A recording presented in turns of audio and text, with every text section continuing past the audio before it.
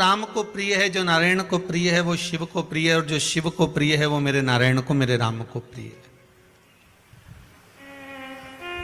सबसे पहले तो हम ये समझ लें कि कार्तिक का महीना जो आता है तो इसका नाम कार्तिक का ही महीना क्यों रखा? शंकर जी के पुत्र के नाम पर ही इसका नाम क्यों रखा? भाई पुरुषोत्तम मास आता है, अधिक मास आता है, तो हम कह देते हैं कि भगवान नारायण ने अपना नाम, भगवान कृष्ण ने अपना पुरुषोत्तम नाम उस मल मास को दिया था, इसलिए उसका नाम पुरुषोत्तम मास है, अधिक मास है। पर कोई आपसे पूछ ले कि ये जो कार्तिक का महीना आता है तो ये शंकर भगवान के पुत्र का नाम है कार्तिक है, फिर ये इस महीने का नाम कार्तिक क्यों रखा गया, उसका कारण क्या था? तो सर्वप्रथम इस महीने को कार्तिक मास इसलिए कहा गया क्योंकि ये वो महीना है जिस महीने में भगवान कार्तिकेय ने तारकासुर का संहार किया था।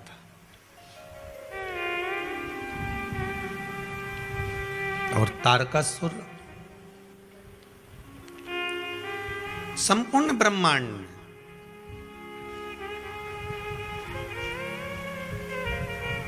ऐसा कोई जगह, ऐसा कोई स्थान बचा ही नहीं था जहां पर तारकासुर ने अपना हक ना जमा लिया, अपना पांव जिस स्थान पर ना जमाया वैसा कोई स्थान ही नहीं बचा था। प्रत्येक जगह पर तारकासुर की एक अपनी एक छटा बिखेर कर रखी थी। एक बात आपको पहले भी कही कि था असुर, था राक्षस, पर मन में उसके शिव बसा हुआ था। मन में शंकर थे।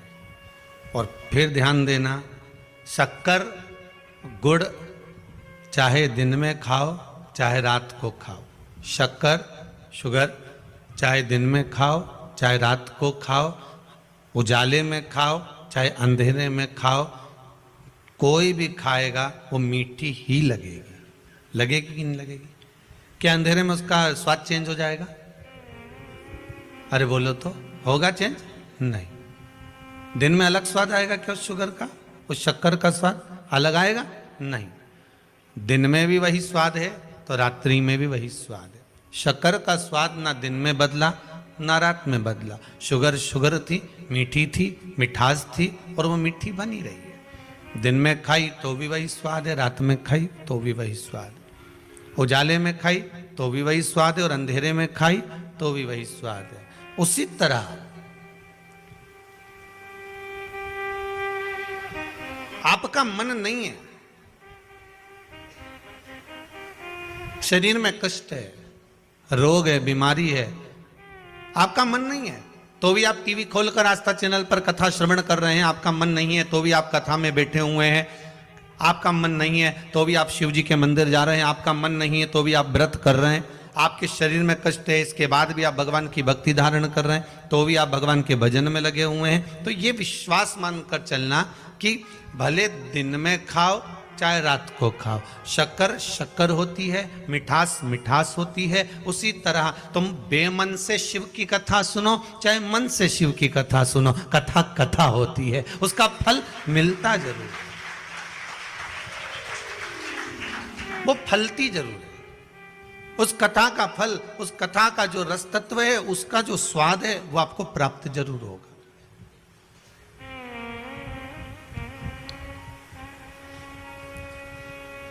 उसका रसास्वादन आपको मिलेगा। आपने जो श्रवण करा है उसका फल आपको मिलना है। बीज बो दिया, जो पकड़ी है, उसके बाद उसमें जो फल लग रहा है वो वही जान सकता है। आपने तो केवल एक फल को बो दिया था, लगा दिया था, फिर उसके बाद में वो अपने आप पनपता गया, लगता गया, लगता गया। आप सब जानते होंगे, बड़े बड़े घने घने जंगल में आप जाते हैं, बड़े बड़े जंगलों में जब जाते हैं तो वहां कौन पानी देने आता है? वहां जंगल में कौन पानी देने गया, कौन बीज बोने गया, कौन गया वहां कि यहाँ पानी डालना है या बीज बोना है? फिर भी इसके बाद भी वहां वृक्ष लगे हुए हैं, बड़े बड़े फल लग रहे हैं, कहीं आंवला लग रहा है, कहीं आम लग रहा है, कहीं कुछ लग रहा है, कुछ ना कुछ प्राप्त हो रहा है। कहीं सीताफल लग रहा है, कहीं फल लग रहा है, कहीं राम फल लग रहा है, कहीं सैतूत लग रहा है, कुछ ना कुछ उसमें लग रहा है। ना किसी ने पानी डाला ना किसी ने बीज डाला, उसके बाद भी कहीं से कोई आया था, खाकर पटक गया और वो लग गया। उसी तरह मन नहीं है तो भी अगर भगवान की कथा का रसास्वादन कर रहे हो, चित्त नहीं है इसके बाद भी अगर भगवान की कथा को श्रवण कर रहे हो। आज किसी ने एक प्रश्न भेजा है व्हाट्सएप पर, गुरुदेव एक बात बताइए कि जैसे दिवाली आ गई है, हम दीपावली का काम करेंगे और दीपावली के समय पर हम दुकान पर बैठेंगे और कथा भी थोड़ी थोड़ी सुनना है। मान लो हमारा मन कथा में, अब टीवी हमने लगा ली दुकान के अंदर, दुकान में टीवी चल रही है और हम काम में लगे हुए हैं और कथा नहीं सुन पाए, उसका कोई फल मिलेगा कि नहीं मिलेगा? तो वो भी यहाँ शिव महापुराण में वर्णन कर रही है, वो भी कह रही है कि शक्कर रात को खाई चाहे दिन में खाई पर मीठी की मीठी है, अंधेरे में खाई चाहे उजाले में खाई वो मीठी की मीठी है। उसी तरह आपके यहाँ टीवी चल रही है, आस्था चैनल पर शिव महापुराण की कथा चल रही है, वो कथा अपना काम करेगी, तुम अपने कर्म में लीन रहिए, कर्म करते रहिए, वो अपना काम कब कर जाएगी ये आपको मालूम ही नहीं पड़ेगा। वो कथा कब कर्म करके चली जाती है उसका मालूम नहीं पड़ता। बस पहले भी कहा, काम करते रहो, नाम जपते रहो, पार कर देगा भोले कभी ना कभी, वो करेगा। अब अपने कर्म में लगे रहिए, भगवती स्मरण में लगे रहिए। हाँ, यदि 2 क्षण भी आपके यहां पर ग्राहक आ रहे हैं, लगातार चल रहे हैं, 1 क्षण की भी सत्संग की आवाज आपके ग्राहक पर, आप पर, परिवार में किसी व्यक्ति पर पड़ जाती है तो उसका सुख आपको ही तो प्राप्त होगा, कहां दूसरे को मिलेगा। उसका एक आनंद अपने को ही प्राप्त होगा, दूसरे को नहीं। महाराज तारकासुर था राक्षस, असुर था। जब तारकासुर को आते हुए देखते थे तो ब्रह्मदेव खुद भी चले जाते थे, ब्रह्मा जी सामने खड़े नहीं होते थे। तारकासुर को आते हुए देखते थे तो भगवान विष्णु भी वहां से चले जाते थे। ना ब्रह्मा उसके सम्मुख में आ रहे हैं, ना भगवान विष्णु उसके सम्मुख में आ रहे हैं। पर अब जरा विचार करिए कि भगवान ब्रह्मदेव और भगवान नारायण को क्या दिक्कत थी? उसको मार सकते थे, उसका संहार कर सकते थे, फिर क्या दिक्कत हो? कहा कि जितना बड़ा वो असुर था, जितना बड़ा वो राक्षस था, उतना बड़ा ही वो शिव का भगत था। जैसे रावण लंकाधिपति लंकेश, रावण लंकेश लंकाधिपति रावण भी ऐसा ही था असुर, राक्षस प्रवृत्ति थी, राक्षस जीव था, पर ब्राह्मण कुल में जन्म लेने के कारणवश वो भगवान शिव का उपासक भी था, वो भगवान शंकर का उपासक भी और शिव भक्ति में डूबा हुआ है। शंकर का गुणगान वो कर रहा है, दिन रात प्रतिदिन भगवत शिव की स्मरण में डूबा रहता था।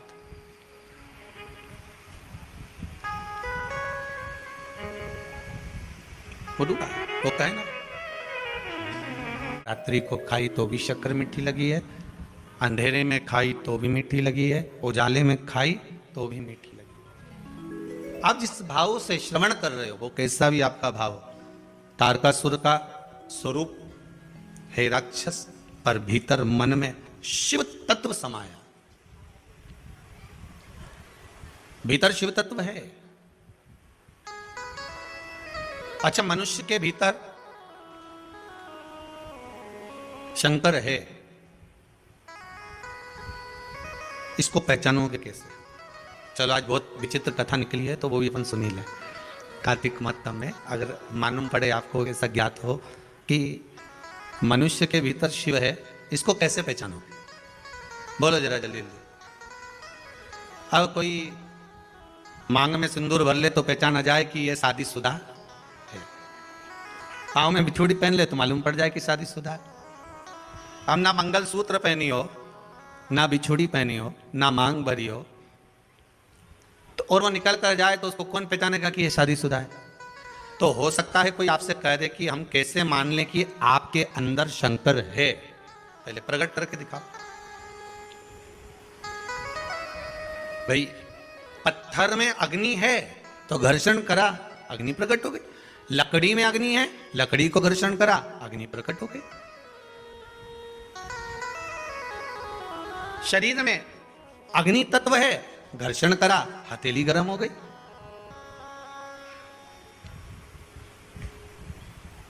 प्रस्तुत कैसे करोगे कि आप में, हम में, सब में शिव है? उसको प्रकट कैसे करोगे? उसको सामने प्रस्तुत कैसा करा जाए? तो स्कंद पुराण में कहा जहां पर श्री सत्यनारायण भगवान की कथा स्कंद पुराण में लिखी गई, उसके प्रथम में वर्णन किया गया कि 24 घंटे में से आप 1 मिनट भी आपकी वाणी पर अगर सत्य वचन आया है तो समझ लेना कि शिव आपका है और शंकर आपके अंदर समाहित है। 24 घंटों में से केवल 1 क्षण भी आपकी जिह्वा पर सत्य आ गया तो समझ लेना कि शिव प्रगटा है, शिव सामने प्रकट हुआ है, शिव साक्षी में आया है। अब एक व्यक्ति ने कहा मैं तो 24 घंटे झूठ बोलता हूं। हमने कहा देखो सत्य निकला कि निकला। एक व्यक्ति बोला आप बोल रहे हो कि सत्य निकलेगा तो शिव है, मानो सत्य निकलेगा तो शिव, तो मैं तो 24 घंटे झूठ बोलता हूं। तो हमने कहा सत्य बोला कि नहीं बोला? सत्य तो होएगा, मतलब शिव तत्व प्रत्येक जीव के अंदर है, प्रत्येक मानव के अंदर, चलाचर, जलचर, थलचर, वायुचर जितने जितने हैं उसमें सब में प्रकट है। अब उसको आप कैसे भी, जैसे कल करवा चौथ गया, कल था ना, है सबका व्रत था, तो किसी ने प्रश्न किया कि गुरुजी एक बात बताओ, आज आप फ्री हो? हमने कहा एक प्रश्न करना है। हमने पूछा क्या? एक तो आज कथा नहीं आ रही। हमने कहा 1 दिन की छुट्टी रखी थी जिससे करवा चौथ का पूजन कर लो, है? रोज महादेव को मनाते हो, आज देव को मना लो, इसलिए पूजन की छुट्टी रखी। तो उन्होंने कहा गुरुदेव ये बताओ, जब भी माताएं जब मेहंदी मंडवाती है तो मेहंदी मंडवाते समय हथेली में बीच में अपने पति का नाम क्यों लिखाती है? मैंने कहा इतनी सी बात के लिए तूने मैसेज करा, ये तो तू कैसे भी पूछ लेती, अपने रिश्तेदारों से पूछ ले, परिवार में किसी से पूछ ले कि हथेली पे पति का नाम क्यों लिखा। तो कहनी हमने पूछा बल सही जवाब नहीं मिल रहा। हमने कहा सही जवाब बस इतना सा है कि नारी मेहंदी मंडवाती है तो हथेली पे अपना पति का नाम इसलिए लिखवाती है कि पति मेरी मुट्ठी में रहे। अब उसमें इतना टेंशन लेने की जरूरत? उसने अगला मैसेज लिख के फूल बनाया और हाथ जोड़ के लिख दिया श्री शिवाय नमस्तुभ्यम। इतना भारी तो कोई प्रश्न ही नहीं था। अब समझो तो वो बात क्या होए यशोदा मारे से तूने लालो बिगाड़ दो वारे से। अब कहे नाम लिखने से होगा कि हम तो यही लिखेंगे कि भाई लिखा होगा तो मुट्ठी में पति रहना चाहिए इसलिए हाथ पे नाम लिखा।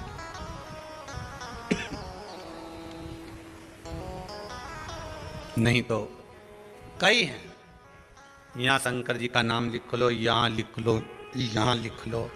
और बचा कुचा था तो शिव जी का नाम ना जाने कहाँ कहाँ महाकाल, तुम देखना कहीं मिलेंगे आपको बहुत सारे। कोई यहाँ नाम लिख रहा है, कोई यहाँ नाम लिख रहा है, कोई यहाँ नाम लिख रहा है, कोई यहाँ नाम लिखे। पर निवेदन है शब्द लिखने से अच्छा है दिल पर नाम उस महादेव का लिख दीजिए, लिखने की जरूरत ही नहीं, कहीं लिखने की जरूरत ही नहीं है। एक बार हृदय पर तो लिख कर देखो, मुख में हो राम नाम राम सेवा हाथ में, तू अकेला नहीं प्यारे राम तेरे साथ। हृदय पर भगवान शिव का नाम, तन पर नाम लिख लोगे, उसका कोई मूल तत्व नहीं है, पर मन पर एक बार लिखा गया तो उसकी मूलता। ताड़कासुर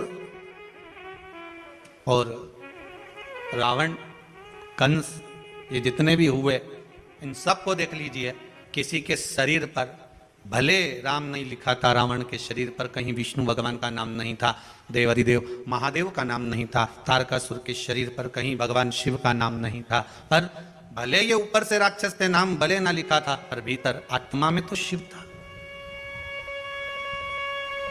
भीतर तो शंकर था।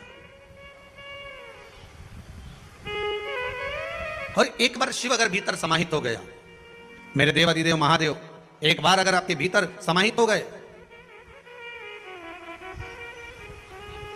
एक बार आपके हृदय में अगर आकर बैठ गए, तो फिर वो चित्तवृत्ति कहीं जा ही नहीं सकती कि खानो नहीं भावे मन पीनो नहीं भावे रे, दौड़ दौड़ मन सत्संग जावे रे, कि मैं तो हरि की दीवानी ऐसी हो गई रे, सपनों में आवे मारा सांवरिया। जब चित्त वृत्ति में परमात्मा समाहित हो जाता है, भगवान इस हृदय बिंदु में जाकर बैठ जाता है, फिर कुछ सुहाता ही नहीं है। हमने एक बात पहले भी कही, आज फिर कहते हैं। कई लोग कहते हैं अगरबत्ती लगाकर जाने से क्या होता है, घर में दिया लगाकर जाने से क्या होता है, भगवान के सामने धूप लगाकर जाने में क्या होता है, भगवान के सामने प्रणाम करके जाने से क्या होता है, भगवान को नमन करके जाने में क्या होता है, भगवान को स्नान कराकर पूजन कराकर अर्चना कर जाने में घर पर से जब निकले तो हम बार बार कहते हैं कि भगवान को 2 अगरबत्ती लगाकर जाओ, धूप बत्ती लगाकर जाओ, चाहे दिया लगाकर जाओ, नहीं लगा के जाओ तो सिर तो झुकाकर जाओ। भगवान के सामने एक बार उसके सम्मुख में पहुंचकर, तुम्हारे घर में जो छोटा सा मंदिर हो, तुम्हारे घर में जो छोटा सा शिवलिंग हो, तुम्हारे घर में जो ठाकुर जी हो, लड्डू गोपाल हो, कृष्ण हो, राधा हो, जो भी तुम्हारे घर में विराजमान है, कम से कम उसके सामने एक बार पहुंचकर इसके बाद जाओ।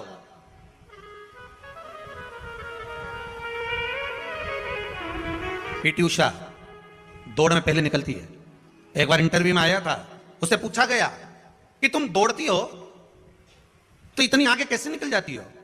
पीटी उषा ने कहा, मेरी मां ने कहा था जब तू कहीं कंपटीशन में जाएगी तो ठाकुर जी का दर्शन कर कर जाना, और जब पहला घुटना तू जमीन पर टेके और दौड़ने की तैयारी करे, उस समय तेरे मन में यह भाव आना चाहिए कि भगवान कृष्ण तेरी माखन की मटकी लेकर भागा है और तू उसको पकड़ने के लिए जा रही है। पड़ोसी को मत देखना, बस कृष्ण को देखना, और कृष्ण को पकड़ने के लिए जाएगी तो यह पक्का है कि दुनिया के लोग पीछे रह जाएंगे, तू आगे निकल जाएगी। और वही करती है वो। सामने उसको लगता है कि मेरा कृष्ण दौड़कर जा रहा है, उसको पकड़ने का प्रयास करती है, काना काना रुक, और दौड़ती है और कृष्ण को पकड़ने के लिए दौड़ती है। तो कब मंजिल सामने आ जाती है मालूम नहीं पड़ पाता। उसी तरह हमारा शास्त्र कहता है, हम जब भगवान के सामने धूप लगाकर, अगरबत्ती लगाकर, धूपबत्ती लगाकर, दिया लगाकर हम किसी भी कार्य के लिए जा रहे हैं, चाहे दुकान पर जाओ, व्यापार में जाओ, सर्विस पे जाओ, नौकरी पर जाओ, व्यवसाय में जाओ, तुम भगवान के आगे धूप लगाकर जा रहे हो, तो यह सिद्धता है कि तुम्हारा जो दिन भर का कर्म होगा वो सफलता की ओर बढ़ते चले जाएगा। ये पक्का है। दिन भर का जो कर्म होगा उसमें सफलता। ये एक बात आई है किसी की, बड़ी सुंदर है महाराज।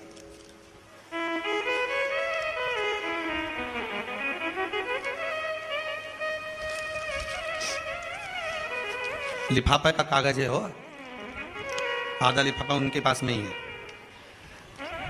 नमः शिवाय। गुरुजी चित्तौड़गढ़ से आई हूं मैं। कहाँ बैठी हैं? हाथ उठाओ जरा। हाँ जरा माइक देना।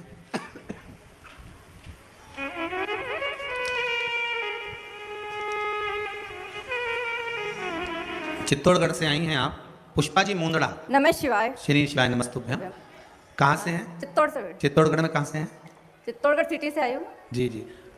क्या बाबा ने कृपा कर दी? मेरे बेटे की जॉब लगी, नवरात्रि में आई थी मैं फर्स्ट दिन।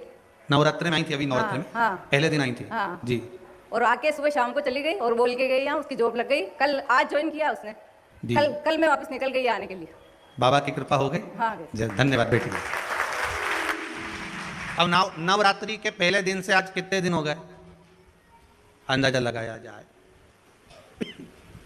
ज्यादा 20-22 दिन, 24 दिन, 25 दिन से ज्यादा नहीं। और श्रीमती पुष्पा जी मुंदड़ा को बहुत बहुत बधाइयां देते हैं जो आपके बेटे का जॉब लगा। बाबा की कृपा हो। केवल विश्वास, आप आए, भगवान के प्रति आपका भाव जागृत हुआ, आपने नमन किया, केवल यहीं से मतलब नहीं। हम तो कहेंगे कि प्रतिदिन अगर आप भगवान के सम्मुख से आप निकल कर जा रहे हैं, किसी कार्य के लिए जा रहे हैं, तो भगवान को नमन कर कर जाइए, उससे नयन मिलाकर जाइए। नयन मिला। एक पत्र और है, बड़ा सुंदर है महाराज।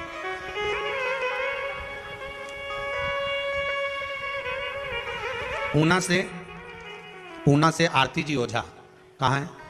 खड़े भैया, माइक दीजिए जरा इनको। शिवाय नमस्तुभ्यम महाराज। श्री शिवाय नमस्तुभ्यम। आपने लिखा है आरती जी ओझा श्रीमती जी। पूना से कहाँ से हैं आप? जी पिंपरी से। पिंपरी से हैं। बाबा ने क्या कृपा करी? अभी मेरी भतीजी की जॉब लगी है इलाहाबाद यूनिवर्सिटी में, प्रोफेसर। और मेरी भाभी का चचेरा छोटा बच्चा पैदा हुआ था, उसको बाबा ने बहुत कृपा करी, वो मर के बचा है। उसमें आपने लिखा है कुंदकेश्वर महादेव का उपाय किया था और उन्होंने पशुपति व्रत किया था। और मेरी भाभी आई थी। भतीजी के लिए पशुपति व्रत का प्रयोग करा गया था, जिसके अंतर्गत जो उसने टॉप किया महाराज, टॉप किया है। अच्छा, पीएचडी में। बाबा बहुत बढ़िया, बहुत बहुत धन्यवाद, बहुत विराजी।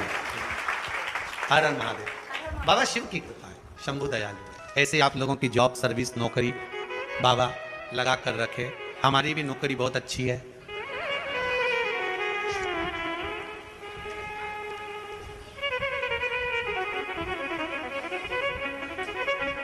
मेरी तनख्वाह भी कुछ कम नहीं है।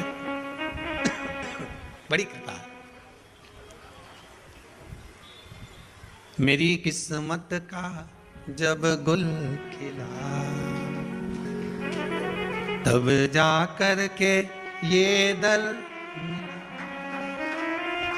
मिल गई मुझको चौखट तेरी, सबसे बढ़िया है सबसे, भोले बाबा तेरी नौकरी, सबसे बढ़िया है सबसे बढ़िया, तेरे दरवाजे की चाकरी, सबसे बढ़िया है सबसे बड़ी।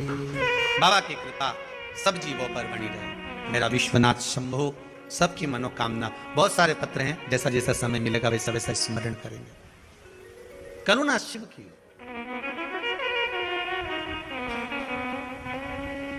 ऐसे भी जपो। घर से निकलते समय, अपने भवन से निकलते समय एक बार भगवान का दर्शन कर कर निकलो। घर में जो मंदिर हो, देवालय हो, पूजन का स्थान हो, उसको प्रणाम कर कर निकलो। ज्यादा कोई नियम नहीं ले सकते तो एक नियम तो ले लो कि मैं सुबह निकलूंगा तो सबसे पहले भगवान का दर्शन करके प्रणाम कर कर, अगरबत्ती लगाकर, दिया लगाकर, धूपबत्ती लगाकर तब निकलूंगा।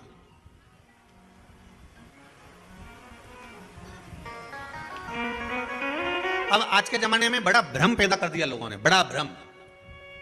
अब एक भ्रम यह भी पैदा कर दिया कि महाराज अगरबत्ती नहीं लगाना चाहिए, तो उसमें कई बांस होता है, तो कई लोगों ने व्हाट्सएप पे डाल दिया। तो सब देखिए, अगरबत्ती लगाओगे, ये कई दुनिया के जितने विरोधी लोग हैं ना, ढेर सारे, वो तो ये भी चाहते हैं कि तुम अगरबत्ती क्या, तुम तो सिर भी मत झुका भगवान के आगे। ये दुनिया के जितने अधर्मी लोग हैं ना, विरोधी लोग, ये तो इस पक्ष में बैठे हैं कि कैसे भी व्हाट्सएप पर ऐसी चीज डाल दी जाए कि ये भगवान के सामने भी सिर ना झुका। ये जितने विरोधी हैं, ये सब कभी लिख देते हैं कि अगरबत्ती मत लगाओ, उसमें बांस फंसा हुआ है, ये मत लगाओ, धूपबत्ती मत लगाओ तो भगवान को खांसी हो जाएगी, तो दिया मत लगाओ तो घर की छत काली पड़ जाएगी। तो ये जितने विरोधी हैं ना, ये सब इस तुक में बैठे हैं कि हिंदू धर्म को कैसे भी तोड़ दिया जाए। पर मेरा निवेदन हाथ जोड़कर है, 2 अगरबत्ती, धूप बत्ती, यह हमारे पुराने समय से चलकर आ रही है। पहले तो कंडा जलाकर धूप भी छोड़ते थे, वो नहीं छोड़ रहे तो कम से कम धूप बत्ती अगरबत्ती भगवान को कम से कम भाव से केवल उसको रिझाने के लिए तो लगा, दिया लगा दो, ज्यादा नहीं होता। पर कई अधर्मी लगे हैं, कई अधर्मी। ये तो चाहते हैं कि आप कैसे भी घर में प्रणाम भी ना करें, ये तो चाहते हैं कि कैसे भी भगवान को नमन तक ना करें। पर हमें हमारे धर्म को आगे बढ़ाते हुए, हमें प्रणाम करते हुए, नमनता करते हुए, हमें भगवान का भजन करते हुए अग्रण्य होना। ये चाहेंगे कि ना करें, परंतु नहीं करें, उसका स्मरण करते हुए चलो। आप 2 मिनट भगवान के सम्मुख में पहुंचो, प्रणाम करो, नमन करो, अगरबत्ती लगाओ, धूपबत्ती लगाओ, दिया लगाओ, ये आपकी मर्जी है। और कुछ नहीं कर सकते तो कम से कम उससे नैन मिलाकर तो जा सकते हो।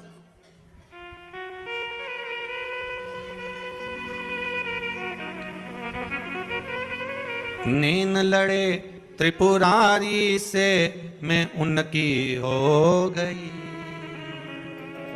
मेरे मन में नहीं है धीर, सखीरी काशी जाऊंगी। मुझे उठे विरह की पीड़, सखीरी में काशी काशी जाऊंगी, जाके गंगा नहाऊंगी। मैं काशी जाऊंगी, जाके गंगा नहाऊंगी। मेरे मन में नहीं है धीर, सखीरी में काशी जाऊंगी। छोड़ दिया मैंने खाना पीना तेरी याद में। कई ऐसी हैं, कई भाई बहन ऐसे हैं कि कुबेरेश्वर धाम आने से पहले खाना पीना छोड़ दे। अभी एक आपको बताएं, महाराज विसावणिया जी, सारस्वत जी और सारे सबको बता रहे, उज्जैन के एक शर्मा परिवार जिनकी कथा शायद जनवरी में है, इनकी कथा पहले थी जून में, पहले भी सूचना दी थी। उनकी धर्मपत्नी ने 1 साल से भोजन छोड़ के रखा केवल शिव महापुराण की कथा करवाने के। अच्छा, कथा देवी दी थी, पर भगवान भोलेनाथ जी जाने क्या परीक्षा लेना। कथा दे दी, बीच में आ गया कोरोना, अब तो भी वो व्रत कर रही थी। और इस वर्ष कथा की तारीख दी है, तो अब उनकी पत्नी अन्न छोड़ी थी, अब की बार उनके पति ने भी अन्न छोड़ दिया कि जनवरी तक जब तक कथा नहीं हो जाए मैं अन्न नहीं खाऊंगा, हो सकता फिर आगे बढ़ गई तो। जरा सोचिए, छोड़ दिया मैंने खाना पीना तेरी याद में, और दोनों पति पत्नी ने अन्न को छोड़ दिया, दोनों पति। वो कथा भी आस्था चैनल पर लाइव आएगी, उज्जैन से, जनवरी के महीने में रहेगी। और उज्जैन के आसपास के जितने गांव हैं सब टूटी पड़ो, आ जाओ, दर्शन करो, आनंद लो, कथा सुनो, महाकाल दर्शन करो और शिव महापुराण की कथा सुन ले।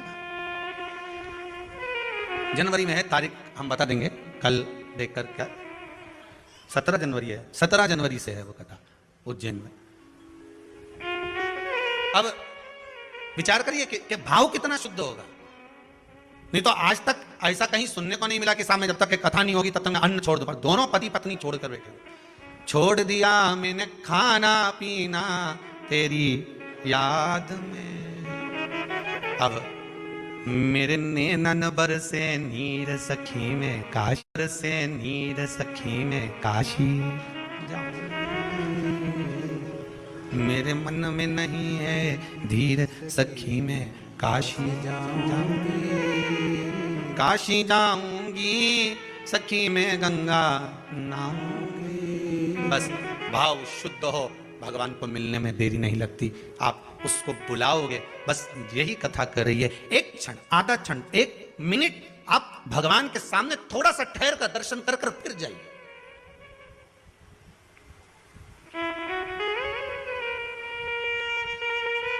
एक क्षण ठहर कर फिर जाइए,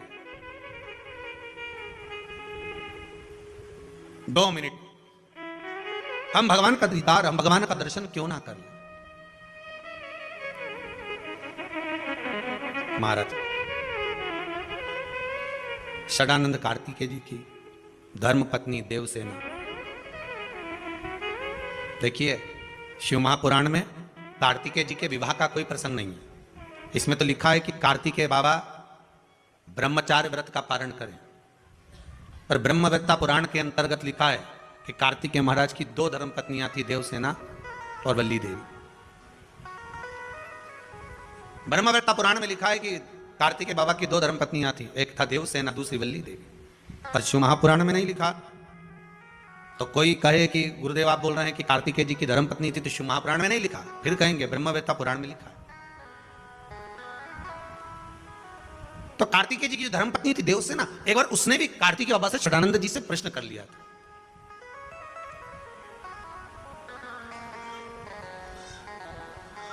स्वामी, देवसेना बोलती थी स्वामी, इसलिए आज भी आंध्रा में कार्तिकेय बाबा को स्वामी ही कहा जाता है। कई लोग उनको अय्यप्पा स्वामी भी कहते हैं, श्री स्वामी भी कहते हैं। देवसेना ने कहा स्वामी मेरे मन का एक प्रश्न है, आप उसका उत्तर देंगे? जी बोलिए, क्या हुआ, क्या चाहती हो? देवसेना ने कहा प्रभु जी, सारी दुनिया के लोगों के एक मुख होता है, 2 मुख होते हैं, किसी का 10 मुख भी होता है, पर आपके 6 मुख क्यों हैं? कारण क्या है षडानंद कार्तिकेय आपके 6 मुख का? भगवान कार्तिकेय महाराज ने अपनी धर्म पत्नी देवसेना से कहा, देवसेना सुनो, मेरे 6 मुख ये मुझे गंगा जी की देन है। जब मेरा जन्म हुआ था तब मैं 6 भागों में प्रकट हुआ था, पर मेरी माताओं ने, कृतिकाओं ने, संतों की धर्म पत्नियों ने मुझे एक कर दिया, मुख 6 रखे, शरीर एक कर दिया। तो प्रभु जब माता कृतिकाओं ने आपके शरीर को एक कर दिया था तो मुख को एक करने में क्या दिक्कत थी? जब शरीर एक कर दिया है तो मुख को एक करने में क्या दिक्कत है? क्या कारण है? भगवान शंकर ने, भगवान कार्तिकेय जी कहते हैं, षडानंद कार्तिकेय कह रहे हैं देवसेना को, देवसेना बस बात, मुख मेरे इसलिए रखे कि 5 मुख से मैं इन पंचम जो इंद्रियां हैं, इसको जो इंद्रियां वशीभूत हो जाती हैं, काम, लोभ, आसक्ति, वासनाओं में जो डूब जाती हैं, इन पंचम इंद्रियों को साध कर शिव की उपासना में एक मुख से गुणगान करता। 5 कर्मेंद्री, 5 ज्ञानेंद्री और 1 मन, बस ये मन जो छटा है इसको साधना है। 11 इंद्रिय में 5-5 को अगर एक साधने के लिए रखा है मैंने। सुई का धागा और जीवान जितनी लंबी होती है ना उतनी उलझ जाती है। क्या क्या जम के बोलो जरा, माताओं को तो ज्यादा मालूम होगा। सुई का धागा जितना लंबा लिया और 2-3 बार इमें तकिया की खोल में या गादी की खोल में निकाला और निकालते ही फिर वो धागा आगे जाके, अरे बोलो तो जम के उलझ गए। सुई का धागा और जीवान जितनी लंबी होती है ना ये उलझती जरूर है। तुम जितना ज्यादा बोलने की तुम्हारी आदत होगी, जरा जरा सी बात में बोलने की आदत होगी, 2 लोग बात कर रहे हैं तीसरी तुम घुस गए, बोलना चालू कर दिया, 2 ट्रेन में बैठ के जा रहे और उसमें तुम बैठकर बात करने लगे, तो ये जो तुम्हारी आदत है ना तो समझ लेना कि ये सुई का धागा और जीवान जितनी लंबी होगी ना उतनी तकलीफ देगी। इसलिए संतों को देखना एकदम मौन रहते हैं, चुप। उनको मालूम है दादा उलझ गए। तो ये आधे से ज्यादा जो नेताओं ने ना, ये तुम टीवी पे रोज देखना, रोज न्यूज वाले बताते रहते हैं कि उनने ये बयान दिया तो उनने वो बयान दिया। इनको बस यही कथा सुना दो एक बार कि सुई का धागा और जीवान ये ज्यादा लंबी नहीं होना चाहिए, ये लंबी हुई कि उलझी। तुम जितना ज्यादा बयान दोगे, ज्यादा बोलोगे, ज्यादा शब्दों का बाण कहते रहोगे तो ये उलझ जाएगा। इसलिए आप बोला ही मत ना, तुम मौन रहो, जितना जितना मौन रह सकते उतना रोइए। पार्वती मैया कितना बोलती थी, भोलेनाथ जी कुछ बोलते थे? अरे बोले तो सब कुछ भी नहीं। और जब वो बोलते थे तब सारे डोलते थे। आता है ना एक माता जी एक बार वो फोटो लेके आई लड़की का, हम गुरुजी इतनी बढ़िया लड़की, इतनी बढ़िया, हम सब देख के आए हैं और सबको पसंद आ गई है। हम 12 लोग गए, 10 लोग गए, बिल्कुल गुरुजी एक आवाज नहीं निकली, उसका एक शब्द नहीं निकला, जितना पूछा उतनी बोली। इतनी सीधी सादी छोरी है, आप देख के बताओ कैसी रहेगी? हमने कहा अच्छी है, पर बिल्कुल नहीं बोलती गुरुजी। हमने कहा भी नहीं बोलेगी, जब वो बोलेगी ना तो तू भी डोलेगी, अभी काय बोलेगी? अब इसकी कोई आफत आई है बोलेगी वो?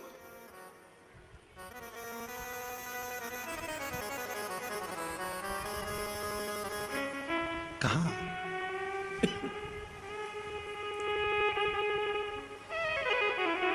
जितनी बहुओं ने और जितने भेरुओं ने कल स्टेटस पे अपने अपने फोटो लगाए हैं ना राम जी, इतने ही फोटो एक दिन मदर्स डे पे अपनी अपनी सास के साथ जरूर लगा देना। इतने ही जितने कल लगे थे अपनी माता जी के साथ जरूर लगा।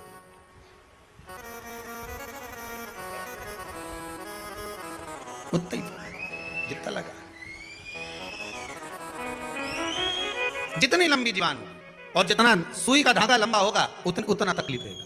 बस वो सुई के धागे की आदत होती है कि जब आप गुथने बैठ जाते हो, जब लगाने बैठ जाते हो, तब वो धागा कहीं ना कहीं आगे जाकर उलझ जाता है। तो उसको सुलझा नहीं सकते, फिर बड़े प्रयास करना पड़ेगा। आप क्या करोगे उसको सुलझाने के लिए? तो कहा एक काम करो कि सुई में से धागे को वापस निकालो, और निकाला धागा वापस, और फिर वापस उसको सही करने का प्रयास किया, वापस सही, फिर निकाला गया, फिर उसको सही किया गया। तो मत हो, जितना मौन हो सकते उतना हो जाओ। क्या किसको रोइए, जम के बोलो, चादर तान के सोइए। आग लगे बस्ती में अपन रहो मस्ती में, एकदम मौन रहिए। जितना चुप रह सकते हो, जितने आनंद में रह सकते हो, जितने मस्ती में रह सकते हो उतना रहिए। और चुप रहकर जो सुख है ना उतना सुख कहीं नहीं मिल सकता। चुप रहिए।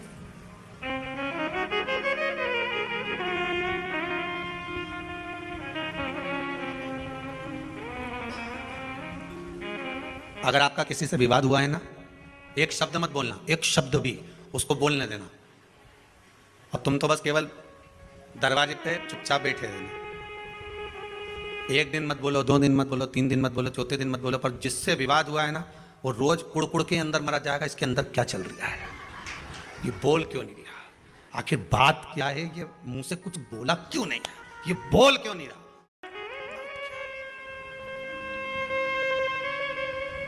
बोलो ही मत।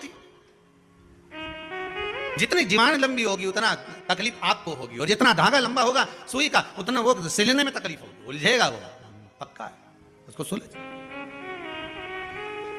हे देवसेना, मेरा जो मुख है, ये मैंने जो रखा है 6 मुख, ये केवल मेरी माताओं ने शरीर तो एक कर दिया पर मुख 6 अलग ही रहन दिए, एक नहीं करा। उसका कारण केवल इतना है कि मैं इन मुख से भगवान का गुणगान करता रहूं, भगवान की भक्ति का एक स्मरण भाव सम्मुख में प्रकट करता रहूं। किसी ने लंकाधिपति रावण से पूछ लिया था तुमने 10 सिर क्यों लिया?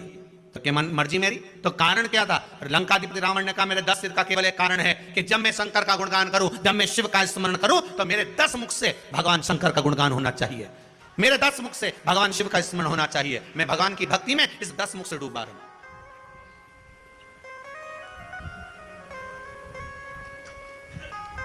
जिभ्या भी छोटी पड़ जाए भगवान की भक्ति में।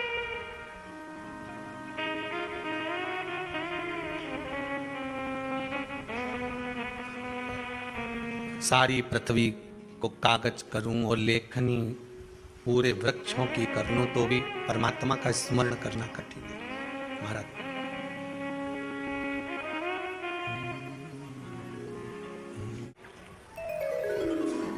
तारकासुर के हृदय में शंकर ओगरदानी तरकालदर्शी शिव समाया। इसलिए कार्तिक के महीने में,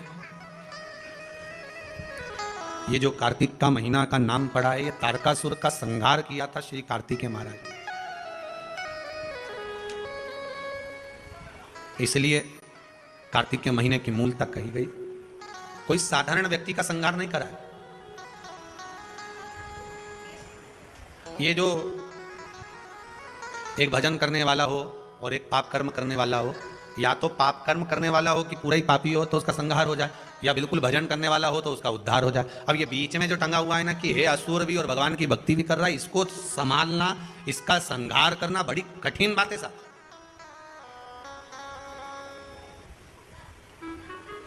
ये पुराने समय के जो ये होते थे ना डाकू, आज के जमाने में तो सभी डाकू हो गए।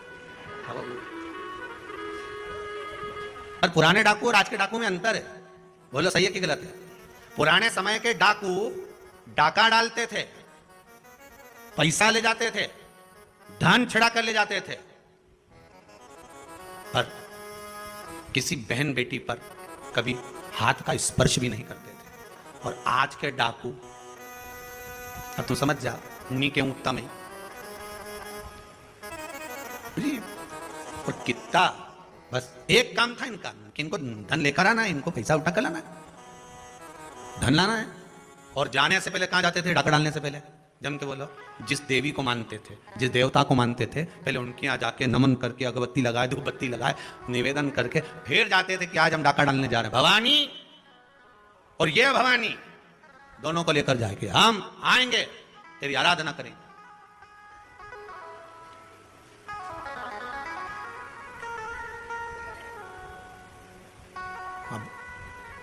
तो बहुत पुराने समय के जो डाकू होते थे, उनको मारना, उनको नष्ट करना बहुत कठिन था, क्योंकि उनके भीतर माता जी की भक्ति भी बहुत थी, सेवा भी बहुत थी। किसी के यहाँ शादी है और नहीं है, कोई व्यवस्था नहीं है तो भेज भी देते थे, किसी के यहाँ कोई दिक्कत है तो सामान भी भेज देते। पहले के डाकू में भाव भी होता था, थे डाकू, पर साथ में भगवान की भक्ति भी तो धारण करते थे। तो इनको मारना बड़ा कठिन हो जाता था। या तो एक पापी हो जिसको मार दिया जाए, संहार कर दिया जाए, या एक धर्मात्मा हो जिसका उद्धार कर दिया जाए। पर ये दो बीच में है ना, इनकी बड़ी आफत है महाराज। अब ये तारकासुर राक्षस भी है और भगवान शंकर का भक्त भी है, रावण राक्षस भी है और शिव का भक्त भी है। दिक्कत माननी पड़ी है कि ये भगवान के भगत वही है, भक्ति में भी। अब जो जानता है वही समझ पाएगा। जैसे एक पत्नी पड़ोसन के यहाँ गई और पड़ोसन के जाके बोली मैं मेरे पति से बड़ी परेशान हो गई हूं। उसने पूछा क्या? मेरा पति इतना झूठ बोलता है कि मैं उससे परेशान हो गई हूं। क्या झूठ बोला तेरे पति ने? सुबह से चिल्ला रहे हैं, मेरी जेब में से किसी ने 5,000 रुपए निकाल लिए। सुबह से चिल्ला रहे हैं कि मेरी जेब में से किसी ने 5,000 रुपए निकाल लिए, और मैं 4 बार बाथरूम में जाके गिन के आ चुकी हूं, 4,000 ही है। अब बताओ मेरा पति कितना बड़ा झूठा है, कितना बड़ा झूठा मेरा पति है।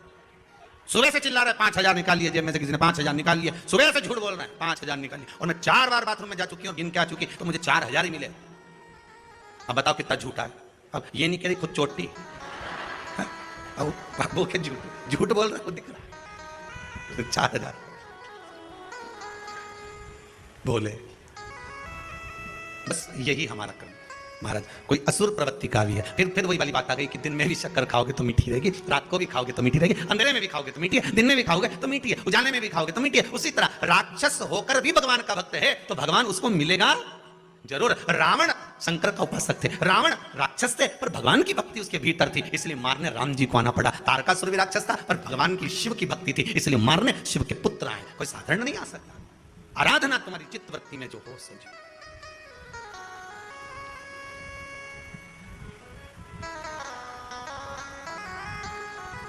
तेरा ही दिया मैंने खाया दिया है, तेरा शुक्रिया है, तेरा शुक्रिया। विचार करिएगा। तारकासुर का संहार शिव भगवान शंकर के पुत्र कार्तिकेय ने करा। कार्तिकेय ने संहार करा तो भी माता पार्वती ने कह दिया था इसके हृदय में शिव बैठे हैं, अगर कोई बाण छोड़े भी तो हृदय में नहीं लगना चाहिए। ध्यान रखना इस बात का। जी मां, बिल्कुल ध्यान रखूंगा। और युद्ध हुआ, इसीलिए कार्तिक का नाम कार्तिकेय मास इस कार्तिक महीने का क्यों पड़ा? क्योंकि कार्तिकेय जी ने जब संहार करा, तारकासुर के पूरे शरीर पर बाण छोड़े गए, सारे शरीर का संहार किया गया, सारे शरीर पर बाण छोड़े गए, और तारकासुर के हृदय में बाण नहीं छोड़ा गया, क्योंकि उस हृदय में शिव समाया था, और शिव के हृदय में राम समाया था, मेरा नारायण समाया।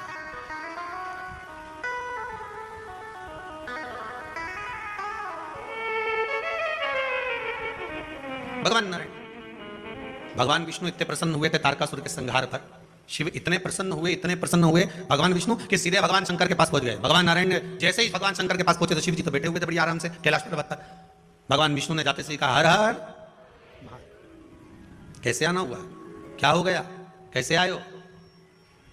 शंकर जी ने पूछ लिया। भगवान विष्णु बोले, प्रभु बात इतनी सी है कि आपके पुत्र ने तारकासुर का संहार कर दिया, तो रजिस्ट्री कराना है। आपने, अभी आपको पहले भी कथा में कहा, इससे पहली कथा में भी कहा, घड़ी शिव ने बनाई, पल शंकर जी ने बनाया।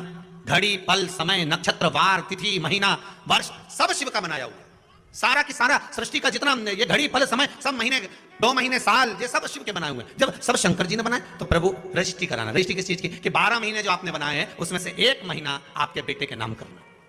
होगी रजिस्ट्री? 12 महीने में से 1 महीना किसके नाम पर है? जम के बोल दो, कार्तिक। बाकी के सारे महीने उठाकर देख लो, पूष, माघ, चैत्र, अश्विन, जितने भी महीने देखोगे किसी देवता के नाम पर नहीं, केवल 1 महीना, और एक वो 3 साल में एक बार आए, कौन सा? अधिक मास, वो भी भगवान ने दिया, और वो 12 महीने में नहीं आए, वो तो बीच में फंस जाए, इसलिए उसका नाम है 12 से अधिक, इसलिए उसका नाम अधिक मास। तो भगवान कृष्ण ने उसको अपना नाम दिया पुरुषोत्तम। पर बाकी के 12 महीने निकाल कर देख लो, माघ मिलेगा, पूष मिलेगा, चैत्र मिलेगा, वैशाख मिलेगा, अश्विन मिलेगा, सारे महीने मिलेंगे, मल मास, अधिक अधिक साम मिल जाएंगे, पर देवता के नाम से कोई मास नहीं मिलेगा। देवता के नाम से अगर कोई मिलेगा तो केवल 1 मिलेगा, वो है कार्तिक मास। क्योंकि यहाँ प्रॉपर्टी में लिख दिया गया, सील ठप्पा लग के, सिग्नेचर होके ठप्पा लग गया कि ये कार्तिक मास, ये महीना इनका है। तो पूछा कि ये दुनिया के लोग कार्तिक के महीने में तारा स्नान क्यों करते हैं? कौन सा स्नान? तारा स्नान। तारा स्नान का मतलब मालूम है? जम के बोलो, है? तारा स्नान का मतलब क्या है? अंधेरे में स्नान, मतलब सूर्य का प्रकाश आए उससे पहले ब्रह्म मुहूर्त में सुबह सुबह स्नान कर लेना। तो तारा स्नान का मतलब कार्तिक महीने में क्यों वर्णन किया गया? तो उसकी भी एक कथा है महाराज, बड़ी सुंदर चरित्र है। एक बूढ़ी माँ थी, रोज प्रतिदिन तारा स्नान करती थी, उसका नियम था।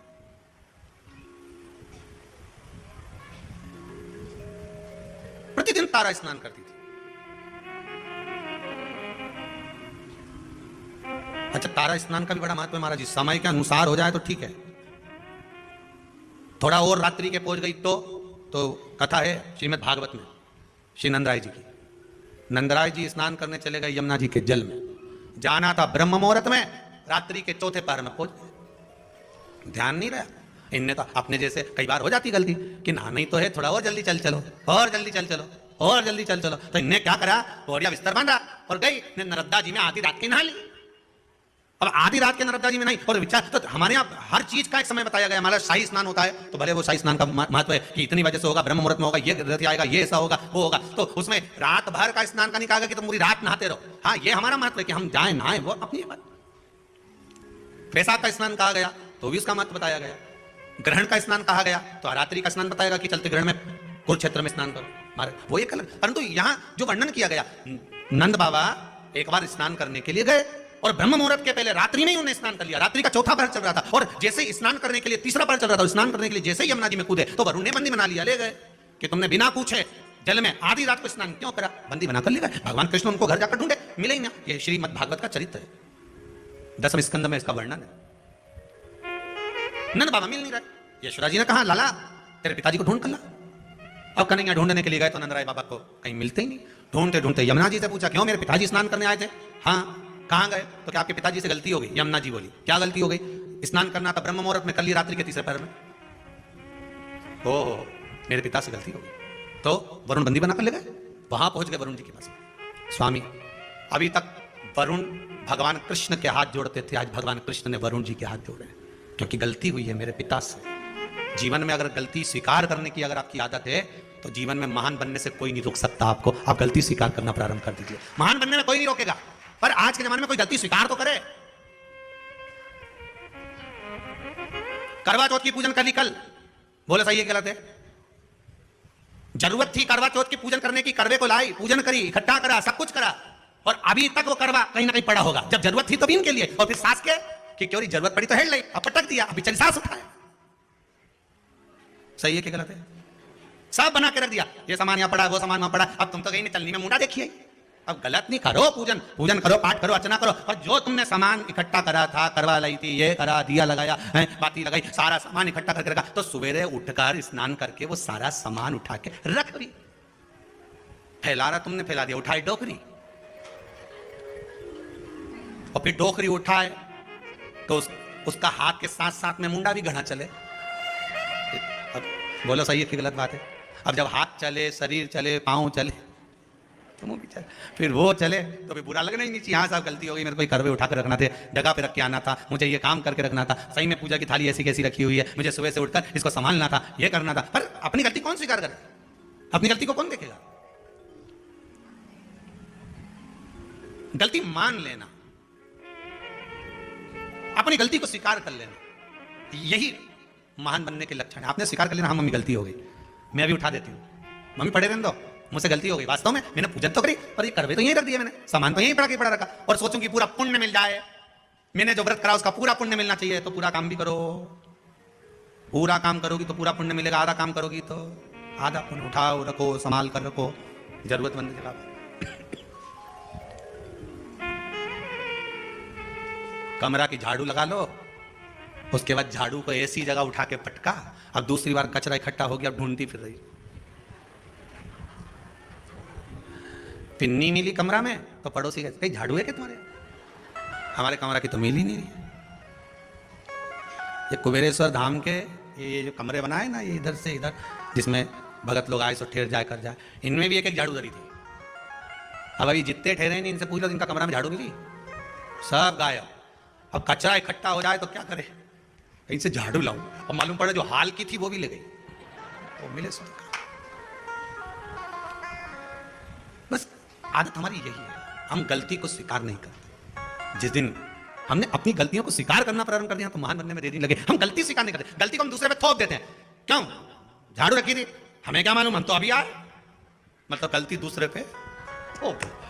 फिर से पूछा क्यों री लीला, झाड़ू कहाँ है? फेल लो, हम तो खुद पड़ोसन की लेके आए थे। तो ये उसी में कहा लेना, टीचर ने आते से पूछ लिया क्यों रे, ए पप्पू खड़े हो? Yes sir. धनुष किसने तोड़ा? पप्पू खड़े होके बोले मेरे बाप की सुगंध खाऊं, मैं तो लेट आया था। हो जाओ जी सर। धनुष किसने तोड़ा? मैं तो कल आया ही नहीं था। सब ने बहाने बनाए, कोई कहे ऐसा, कोई कहे, बस हम गलती स्वीकार नहीं करते। अपनी गलती को जिस दिन हमने स्वीकार करना प्रारंभ कर दिया, मान लो उस दिन सुख हमारे सामने आ गया, सुख सामने आ गया। करा नहीं, बूढ़ी मां जाए, स्नान करे, आए, तारा स्नान। कौन सा स्नान? कार्तिक की, अगर आपके पास में कार्तिक महत्तम की किताब होगी उसमें भी लिखा होगा, स्कंद पुराण पढ़ोगे या विष्णु पुराण पढ़ोगे उसमें भी लिखा होगा तारा स्नान का महत्व। कौन से स्नान का? तारा स्नान। तारा स्नान का महत्व वर्णन लिखा है ब्रह्म मुहूर्त में। आप आधी रात को अगर जा रहे हो तो उसमें वरुण देवता के सामने भगवान कृष्ण हाथ जोड़कर खड़े, गलती को स्वीकार करा कि मेरे पिता से गलती हुई है, स्नान करना था ब्रह्म मुहूर्त में कर लिया, रात्रि के तीसरे पहर में गलती हो गई। मान लो गलती, क्या हो ये साहब, क्या करे साहब, गलती। अब वरुण जी, गलती तो हो गई, पर इतना जरूर है, अब मेरे पिता से कभी गलती नहीं होगी, आप उनको मुझे वापस दे दीजिए। वरुण जी ने नंद बाबा को वापस दे दिया। गलती हो, हर चीज का एक समय होता है, उस समय की अनुकूलता में आप अगर भगवान की भक्ति को धारण करते हो, समय की अनुकूलता में भगवत स्मरण को धारण करते हो, तो आपको उसका फल जरूर मिलेगा। ब्रह्म मुहूर्त का स्नान लिखा है तो ब्रह्म मुहूर्त में करिए। तारा स्नान लिखा है कि सूर्य उगे, सूर्य प्रकाशित हो, उससे पहले आप स्नान कर लीजिए। एक बुढ़िया तारा स्नान कर लेती थी, चली जाती, तारा स्नान करती आती, मन में एक भाव जागृत हो गया, भगवान बहुत बुजुर्ग है, वो बहुत बूढ़ी है। जाती आती घर पहुंचती, भगवान भी ऐसी कृपा करते कि ये बूढ़ी मां तारा स्नान कर कर आती और भगवान इसके लिए खिचड़ी का कटोरा भरकर रख देते।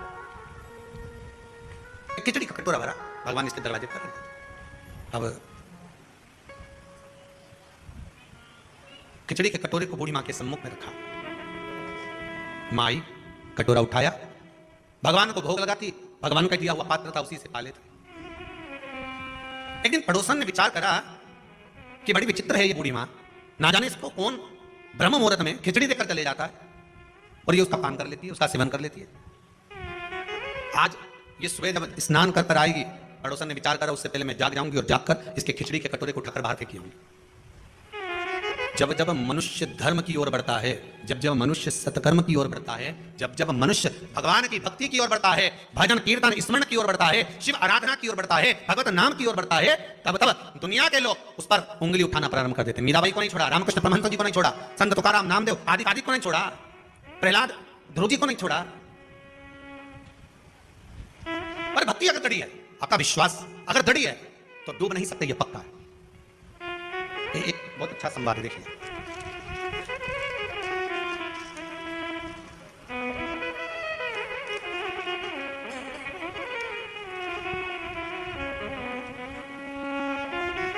देखिए विश्वास की दृढ़ता देखिए, इस प्रश्न में कहता है, आशा जी, चापक लिखा है कि व्यापक लिखा है? हैं? ठापक, ठापक, धन्यवाद। खरगोन से आए हैं, खड़े होइए,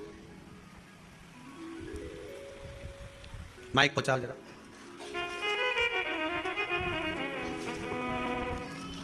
बड़ा सुंदर भाव आपने लिखा है।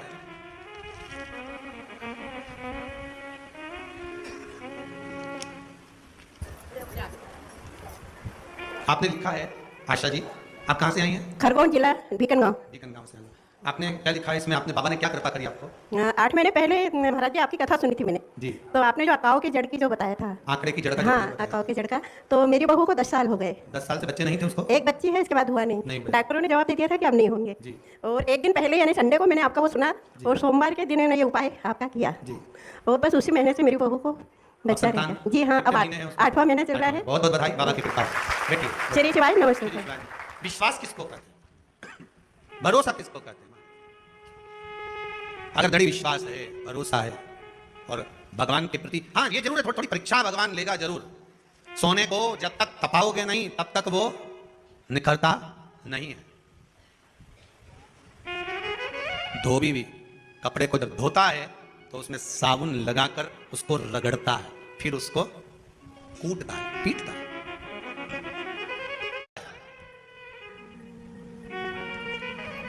उसकी उज्ज्वलता उसको घसीटने पर, पीटने पर प्राप्त होती है। मीराबाई की उज्ज्वलता कैसे प्राप्त हुई थी? मीराबाई के लिए जहर का प्याला भेज दिया, शेर भेज दिया, सांप का पिटारा भेज दिया, उसमें उसकी उज्ज्वलता हुई। फिर डरने वाली बात नहीं, फिर वो बात ध्यान रखना, कोई ताला भी लगाए चाहे ऊंची भी लगाए, अभी पाला नहीं पड़ा है, बोले बाबा से मेरी प्रीत ना टूटेगी, बोले बाबा से, शंभू बाबा से मेरी प्रीत ना टूटेगी, मेरी प्रीत ना टूटेगी, बोले भगवान से प्रीत कैसे छूट जाए? अगर हाँ थोड़ा कष्ट आएगा जीवन में, थोड़ी तकलीफ आएगी, थोड़ा दुख आएगा, शंकर की आराधना करोगे, शिव की भक्ति करोगे, जैसे बूढ़ी मां तारा स्नान कर रही है, खिचड़ी का कटोरा आ भी गया तो पड़ोसन ने क्या करा, ब्रह्म मुहूर्त में आना था और वो आई, आकर देखा खिचड़ी का कटोरा बड़ा सुंदर है, इसने खिचड़ी को उठाकर घर के पीछे फेंक दिया, घर के पीछे फेंक दिया। बूढ़ी आई, बूढ़ी माता ने आकर देखा कि मैं रोज तारा स्नान कर आती थी, रोज मुझे खिचड़ी मिलती थी, आज नहीं मिल रही। प्रतिदिन की दिनचर्या में थोड़ा बहुत अगर परिवर्तन हो जाता है तो आपको भी लगता है कि परिवर्तन हुआ क्यों, आखिर इतना परिवर्तन कैसे हो गया। रोज प्रतिदिन पत्नी ताने पर ताना दे, कुछ भी बोल दे, और एक दिन करवा चौथ के दिन बड़ी मीठी बोले तो आपको लगता है कि परिवर्तन कैसे हो गया एकदम इतना। कहां तवा सीधा, कहां तवा उल्टा। कभी कभी मन में आ जाता है कि इतना परिवर्तन हुआ कैसे, आखिर कारण क्या बन गया अपने परिवर्तन का, क्या हो गया ऐसा कि परिवर्तन मूल हो गया, कारण क्या बना। और वही क्या कारण हो सकता। मैं रोज आती थी, मुझे खिचड़ी मिलती थी, वो खिचड़ी गई कहां। अब बूढ़ी मां को मिली नहीं। उसने नियम ले रखा था, एक नियम बनाकर रखा था कि जो भगवान मुझे प्रसाद दिए हैं मैं उसी का सेवन करूंगा, उसी का सेवन। आपसे भी निवेदन है, एक नियम आपकी जिंदगी में ऐसा बनाकर चलो कि मैं रोज भगवान का दर्शन करके जाऊंगा। जब तक सुबह में श्री शिवाय नमस्तुभ्यम नहीं बोलूं 5 बार 7 बार 11 बार, तब तक मैं चाय नहीं पीऊंगा। भले बासे में बोलूं पर बोलूंगा जरूर, भले बासे में बोलूं पर बोलूंगा श्री शिवाय नमस्तुभ्यम। अगर भोजन करूंगा तो मैं श्री शिवाय नमस्तुभ्यम जरूर बोलूंगा। एक नियम कोई सा भी बना लूं, उठूंगा तो बोलूंगा, या भोजन करूंगा तब बोलूंगा, या मैं स्मरण करूंगा भगवान के कोई भी कार्य के लिए जाऊंगा तो मैं श्री शिवाय नमस्तुभ्यम या पंचाक्षर मंत्र ओम नमः शिवाय राम कृष्ण जो तुम्हारी मर्जी पड़े वो बोलूंगा, बोलूंगा जरूर। अच्छा, कई लोगों को यह भी रहता है कि हम ये मंत्र क्यों बोलें, हम ये मंत्र क्यों बोलें, हम इसको क्यों जपें। तो तुलसीदास जी ने अपनी रामचरितमानस में लिखा है ना, कलियुग केवल नाम आधारा, तुम्हारा मन पड़े उसको जप लो। मत बोलो श्री शिवाय नमस्तुभ्यम, मत बोलो नमः शिवाय, मत बोलो पंचाक्षर मंत्र। राम तो कह सकते हो, राम नहीं बोलो तो कृष्ण बोल लो, कृष्ण नहीं बोलो तो भवानी का नाम बोलो, तुम्हारी मर्जी पड़े वो बोलो, पर बोलो जरूर, जो मन पड़े वो। एक बड़ा सुंदर भाव पहले सुनने को मिलता था, आजकल तो कम मिलता है, कि जग में सुंदर हैं 2 नाम। महाराज बड़ा सुंदर भाव है, जग में सुंदर हैं 2 नाम, चाहे कृष्ण कहो चाहे।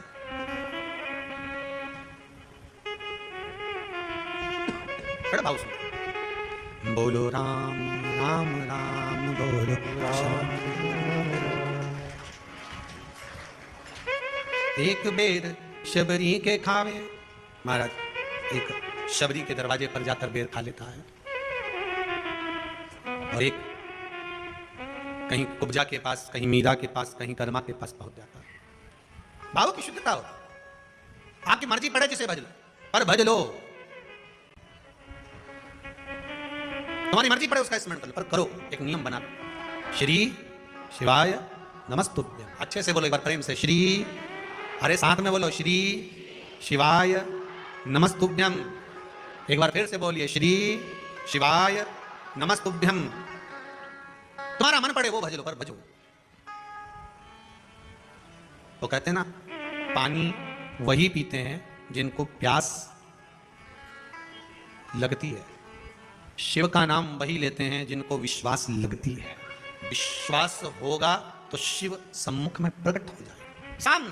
कितने कितने पत्र आप लोग भेजो, सब विश्वास के ही पत्र हैं सारे, अगर पढ़े सारे विश्वास के पत्र मिलेंगे। एक एक पत्र में आपका विश्वास जुड़ा हुआ है, एक एक पत्र में केवल विश्वास, केवल आपका भरोसा है, और उसके सिवाय कुछ, उसके सिवाय कुछ, केवल विश्वास जुड़ा हुआ है। महाराज मैं आती थी, मुझे खिचड़ी मिलती थी, पर अब खिचड़ी नहीं मिल रही। अब वो खिचड़ी ना जाने कहाँ चली गई, किसने फेंक दी उसको, कहाँ गई वो खिचड़ी का पात्र ढूंढ रही है, पर मिल नहीं रहा। ढूंढा गया, मिला नहीं। जब मिला नहीं, आज भूखी रह गई। उसने नियम बनाया था, जो भगवान मुझे भोग देगा वही मैं पाऊंगी। कार्तिक महीने का एक नियम बना लो आप भी, कोई सा भी एक नियम। शाम के समय पर दिया लगाऊंगी मैं, बेलपत्री के पेड़ के नीचे, पीपल के वृक्ष के नीचे, या आंवले के वृक्ष के नीचे। वहां लगाने नहीं जा सकती तो अपने दरवाजे के बाहर लगाऊंगी, तुलसी के क्यारे में लगाऊंगी। ये भी नहीं कर सकती, परिंदे पर दिया लगाऊंगी, जहां पानी का मटका हो, हंडा हो, वहां लगा दूंगी। ये भी नहीं कर सकती तो पूरे कार्तिक के महीने में दरवाजे पर मैं पानी छीटूंगी। इतना तो बना सकते हो कि अपने घर के दरवाजे पर मैं पानी छीट दूंगी, बाहर पर जल का छीटा कर दूंगी। ये भी नियम ना बने तो मैं प्रतिदिन ठाकुर जी को एक तुलसी का दल समर्पित कर दूं। तुलसी का दल। किसी भी महीने के अंतर्गत प्रसंग में आपने नहीं सुना होगा कि भगवान विष्णु और भगवान शंकर का मिलन हुआ, पर कार्तिक महीने की वैकुंठ चतुर्दशी का दिन एक ऐसा होता है जिस दिन शंकर और शिव, शंकर भगवान और भगवान विष्णु का मिलन होता है। एक बात आपको पहले भी कही, सारी दुनिया की दिवाली देखना और उज्जैन महाकाल के उस पावन नगरी में हरिहर मिलन देखना। कहां पर? जम के बोलिएगा। उज्जैन महाकाल की नगरी में हरिहर मिलन देखना। सारी दुनिया में जितने, पूरी पृथ्वी पर जितने फटाके दिवाली पर छूटते होंगे, उतने फटाके उज्जैन नगरी में हरिहर मिलन के दिन छूटते होंगे। उतने फटाके कि आज शंकर और भगवान हरि का, मेरे ठाकुर का, मेरे राम का, मेरे कृष्ण का, मेरे गोपाल का मिलन हो रहा है। आज महाकाल राजा मेरे भगवान नारायण से मिलने के लिए आए। और एक बात और अच्छे से कह दे, जितने फटाके दीपावली पर छूटते होंगे, उतने फटाके उससे ज्यादा भगवान शंकर और नारायण के मिलन पर छूटते हैं बैकुंठ चतुर्दशी पर। और जितने फटाके बैकुंठ चतुर्दशी पर उज्जैन महाकाल की नगरी में गोपाल जी और महाकाल के मिलन पर छूटते होंगे, उससे ज्यादा फटाका जिस दिन भक्त और भगवान मिलता होगा उतने छूटते होंगे। उससे ज्यादा फटाके तब छूटते हैं जब एक भक्त का मिलन भगवान से होता है। एक निर्मल मन का जीव जब परमात्मा से मिलन करने के लिए जाता है।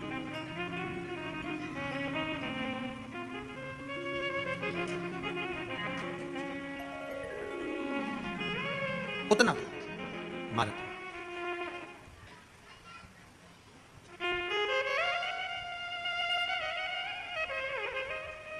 अगर बोले मेरा घर काशी बना देते तो क्या होता, मुझे भी अपनी काशी में बसा लेते तो क्या होता।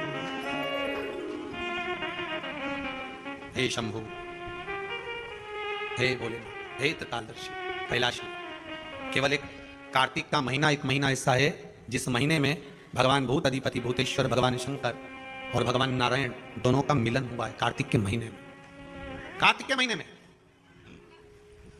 इसलिए भगवान सारे महीनों में सबसे ज्यादा प्रियता महीना कौन सा है? बोलिए जरा।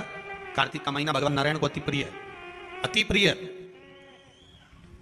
कोई एक नियम धारण, बूढ़ी माँ ने नियम बना लिया, मैं खिचड़ी मिलेगी पाऊंगी, आज भूखी रह गई। जो खिचड़ी फेंकी थी पीछे भूखी, वो ढूंढ रही है कहां गई। प्रभु की कृपा देखिए कितनी विचित्र है। कार्तिक महीने में किया गया दान, कार्तिक महीने में किया गया पुण्य, कार्तिक महीने में किया गया सत्कर्म, कार्तिक महीने में, इसलिए कार्तिक के महीने में गोपाष्टमी आती है, इसलिए कार्तिक के महीने में अन्नकूट महोत्सव होता है, इसलिए कार्तिक महीने में दीपदान का महत्व होता है। कार्तिक के महीने में दान पुण्य की मात्रा बढ़ जाती है, दान की मात्रा बढ़ जाती है, पुण्य की मात्रा बढ़ जाती है, सत्कर्म की मात्रा बढ़ जाती है, भजन की मात्रा बढ़ जाती है। और दोनों जजमानों को बहुत बहुत धन्यवाद कि आप कार्तिक के महीने में कार्तिक महत्तम शिव महापुराण की कथा जनमानस को श्रवण करा रहे हैं। पूरा विश्व सुन रहा है इस पावन कथा को 2 बजे से 5 बजे तक। फेसबुक के ऊपर सारे भगत लोग श्रवण कर रहे हैं इस पावन कथा को। बहुत बहुत साधुवाद। और हम तो आप सबसे निवेदन करेंगे, आप अगर कुबेरेश्वर धाम में आए हो तो प्रयास करा करो कि कार्तिक महीने में जो आंवले के वृक्ष हैं कुबेरेश्वर धाम के, इनके नीचे एक दीपदान हो जाए। कार्तिक महीने में आए हो तो प्रयास कर आने वाले जो भी आया करें, कुछ नहीं तो एक बाती लिया, दिया लगा कर। पर आप यहाँ नहीं आए तो जहां हो वहां बेलपत्री के पेड़ के नीचे या आंवले के नीचे या पीपल के नीचे दिए का महत्व, कल कथा में उसका वर्णन लेंगे अपन। जड़ की महत्वता जो बोला है वो सुनते हुए चलेंगे। और तो आज पहला दिन है इसलिए कार्तिक महत्तम को आगे बढ़ाते हुए चलना पड़ा। बाहर अब खिचड़ी को जो बाहर फेंका था उसमें से एक पौधा उत्पन्न हो गया। अब उस पौधे में 2 फूल लगे हैं। अभी आपको कथा में कहा था जो हमने डाला है, बोया है, वो मिलेगा जरूर, उसका फल जरूर मिलता है। जो आप भजन कर रहे हो, कथा सुन रहे हो, स्मरण कर रहे हो, मंत्र जाप कर रहे हो, नाम जाप कर रहे हो, उसका फल मिलेगा जरूर, उसका फल प्राप्त जरूर होगा। अब ये माता जी ने बोला खरगोन वाली ने कि हमने तो केवल कथा सुनी थी। एक माता जी बोली कि हम तो केवल आए थे नवरात्रि की पहले दिन, और क्यों ना मिले? अगर आपने दिल से श्रवण कराया, भाव से श्रवण कराया तो क्यों ना दे। तेरे दरबार की बाबा निराली शान देखी है, तुझे देते नहीं देखा पर झोली भरी देखी है। ये झोली अगर भरी है तो उसी ने ही तो भरी है। बस दिल से कहकर जाना, दिल से कहकर शंभु शरणे पड़ी, मांगो घड़ी रे घड़ी, दुख काटो दया करी न दर्शन। हे बाबा, दुख भारी है, समस्या बड़ी बहुत विकट है, पर मैं जानती हूं कि मेरा शंभु मेरे निकट है। बहुत कष्ट है इस जीवन में, बहुत कष्ट। संसार में आयो तो समस्या जरूर होगी। अगर पृथ्वी पर जन्म लिया है तो हर व्यक्ति के जीवन में समस्या रहेगी। पर पृथ्वी पर जन्म लिया है तो जैसे हर व्यक्ति के जीवन में समस्या है, उसी तरह हर समस्या का हल भी देव अधिदेव महादेव है। हर समस्या का हल शंकर शिव है, ओगरदानी त्रिकालदर्शी कैलाशी अविनाशी। हर समस्या। महाराज 2 फूल लग गए, उस फूल को वहां का राजा निकल कर जा रहा था, बड़े सुंदर फूल दिखे उसको, 2 फूल कितने अच्छे लगे। अपने रथ को रुकवाया, जाओ दोनों फूल तोड़ कर लाओ, फूल तोड़ कर ला। राजा के घर में संतान नहीं थी, एक भी औलाद नहीं थी, कई वर्ष निकल गए थे। 2 फूल लाए, वो फूल राजा लेकर गया, अपनी रानी को दिया। शादी के 34 वर्ष हो गए थे पर संतान नहीं थी। कभी कभी आश्चर्य होता है, कहीं कहीं पहाड़ों पर जाकर देखा तो पत्थर में भी वृक्ष लग रहा है, पत्थर में भी फूल खिल रहा है, पत्थर में भी पौधा लगा है। अब सोचने वाली बात है कि पत्थर है, चारों तरफ कहीं मिट्टी नहीं दिख रही, तो इसमें पौधा कहां से आ गया?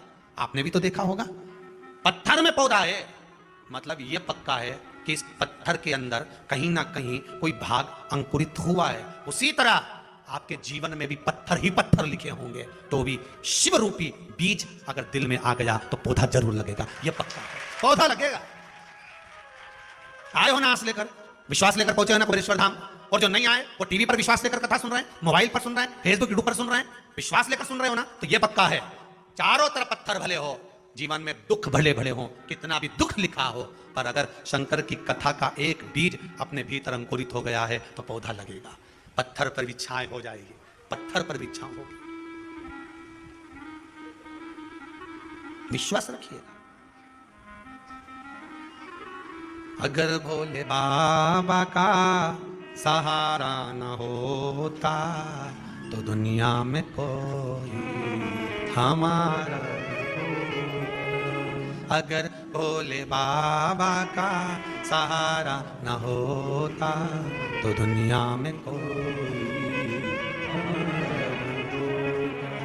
दुनिया में कोई हमारा न होता, अगर भोले बाबा का सहारा न होता। दुनिया में कोई हमारा न होता, अगर भोले बाबा, सब गाइए, सहारा न होता। जब से मिली है दया हमको इनकी, जब से मिली है दया हमको इनकी, तब से बदल गई मेरी जिंदगी। जो जीवन बेकार था वो सब कम होता है ना, तो सबसे पहले अपने ही साथ छोड़ देते हैं। क्या कम होगा?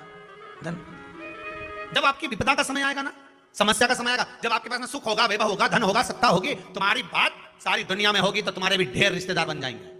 जो नहीं पहचानते होंगे वो भी कह देंगे भेरू सिंह तो हमारा मौसा जी का लड़का है, हमारा काका का छोरा है। जब धन नहीं होगा, संपदा नहीं होगी, सत्ता नहीं होगी, तुम्हारा वैभव नहीं होगा, तुम्हारा नाम नहीं होगा, जरा सा किसी ने तुम पर उंगली उठा दी, जरा सा किसी ने आपके ऊपर लांछन लगा दिया, कुछ शब्द बोल दिए, कुछ शब्दों के बाण कस दिए, लांछन लगा दिया, कुछ शब्द बोल दिए, कुछ शब्दों के बाण कस दिए, सबसे पहले जो अपने होंगे, सबसे पहले जो अपने होंगे, सबसे पहले वही भागेंगे और वही उंगली उठाएंगे। वो कहते हैं ना कि अगर दुख की घड़ी आती है, अगर कहीं काम बिगड़ता है, तो सबसे पहले अपने वाले ही डीजे बजाते हैं। कौन बजाएगा डीजे? अपने वाले। नगाड़ा वही फूकेंगे, ओ वो, अरे क्या खिल्ली उड़ रही उनकी, अरे वो उनके साथ ऐसा हो गया। अपने होंगे जिनको तुमने खिलाया, जिनको तुमने पाला है, जिनके लिए तुमने 10 साल 15 साल 11 साल बर्बाद कर दिए, ले जा कर दिया जिसको, वही उंगली उठाकर कहेंगे ये देखो, ये देखो महाराज, मेरा बिगड़ा जीवन संवारा न होता तो दुनिया में कोई हमारा। आप उससे विनती तो करो, निवेदन तो करो।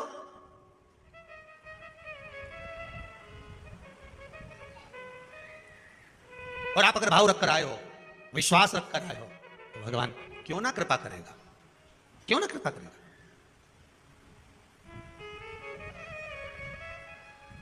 भरोसा अगर पक्का है तो शिव भी मिलेगा जरूर, भोला मिलेगा जरूर। भोला मिलेगा जरूर मिलेगा। काहे बटोरे कंकर पत्थर, जब हीरा मिला कोहिनूर, भजन करो भोला मिलेगा जरूर, भोला मिलेगा जरूर, भजन करो भोला मिलेगा। वो मिलेगा और अवश्य मिलेगा। अगर आपकी भक्ति दृढ़ है, विश्वास प्रबल है, तो वो मिलेगा। उसको ढूंढने में देरी है। 2 फूल तोड़ लिए, जो खिचड़ी फेंकी थी उससे उगे। फूल रानी को दिए, रानी ने देखा कितने सुंदर फूल हैं, उसको सूंघ लिया। सूंघते से रानी का गर्व ठेल गया, गर्व ठेल गया। फूल सूंघते गर्व ठेरा। समय आने पर 2 बेटे हो गए। कितने पुत्र हुए? 2। समय आने पर 2 पुत्र हो गए, 2 बेटे हुए।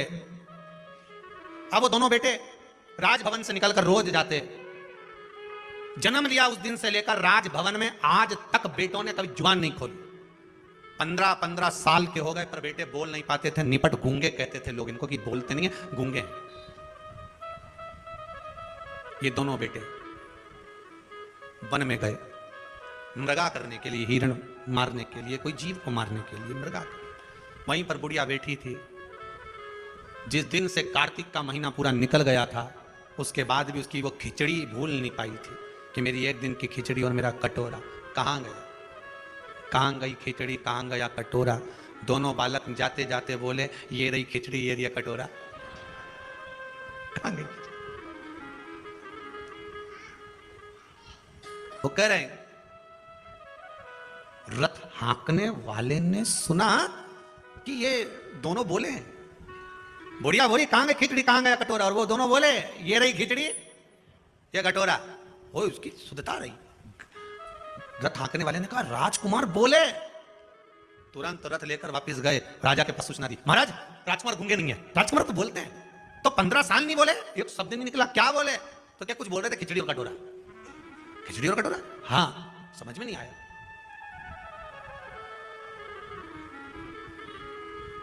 कितना भी सत्य को छुपाया पर सामने आ गया। सत्य छुपता है नहीं, लाख ताले लगा लो, कितना भी छुपा लो, पर सत्य तो प्रकट हो ही जाता है। सत्य प्रकटेगा।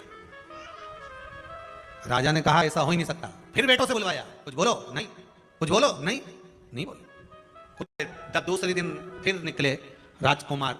आज राजा रथ के पीछे पीछे चला घोड़े पर, राजकुमार आगे आगे चले। बुढ़िया फिर मिल गई, कहां गई खिचड़ी, कहां गए कटोरा?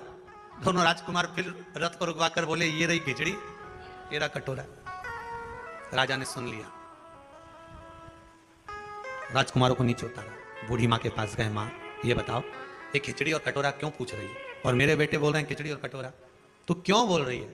बूढ़ी माँ ने कहा, मैं जब कार्तिक का स्नान करती थी, तारा स्नान करती थी, तब मेरे भगवान ने वचन दिया था मुझको कि तू नियम बना, तेरे भरण पोषण की जवाबदारी मेरी है।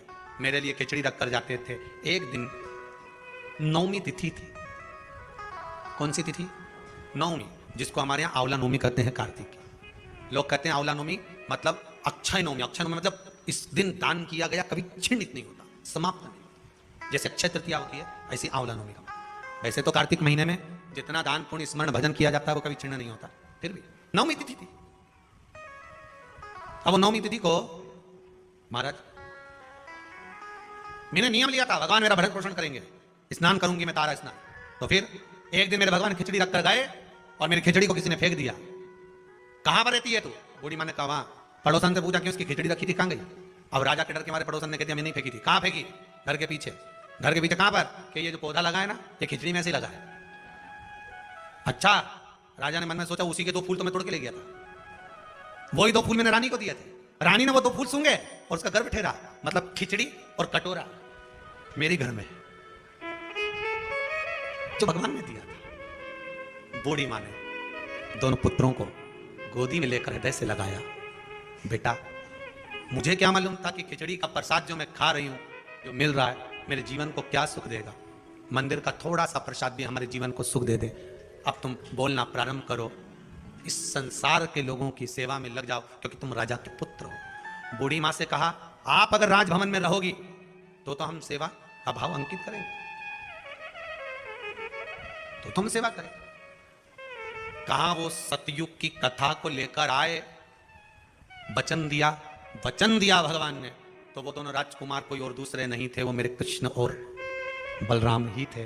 उन्होंने कहा कि माँ तूने अभी, हमने तेरे को खिचड़ी खिलाई है, जब कली काल आएगा तू कर्मा के नाम से जानी जाएगी और तेरी खिचड़ी हम आकर खाएंगे। तो वो कर्मा, तेरी खिचड़ी हम तो भगत लोगों ने गाया, थाली भर के लाई रे खिचड़ो, अरे ऊपर घी की बाट की, और जीमो मारा श्याम धनी, जिमावे बेटी जाट की, जिमावे बेटी जाट की। बार बार मंदिर में चढ़ती, बार बार पट खोलती, कैया कौनी जी मेरे मोहन, कड़ली कड़ली बोलती, कड़ली कड़ली तू जी में तो जद में झीमू, और मानू ना कोई लाट की, जीमो मारा श्याम धनी, जिमावे बेटी जाट की, जिमावे बेटी जाट की। बुढ़िया से जैसे दोनों बालकों ने ठिठोली करी थी ना, ये बोले कहाँ है खिचड़ी, कहाँ है कटोरा, बच्चे बोले ये रही खिचड़ी, ये लगा, तो वो ठिठोली भगवान कर्मा बन गई, तब भी करते रहे कर्मा। पर दो भूल गई सांवरिया, पर दो फेर लगायो जी, और 36 कली का लहंगा, घांगरिया की ओट बेट कर शाम खींचड़ो आयो जी।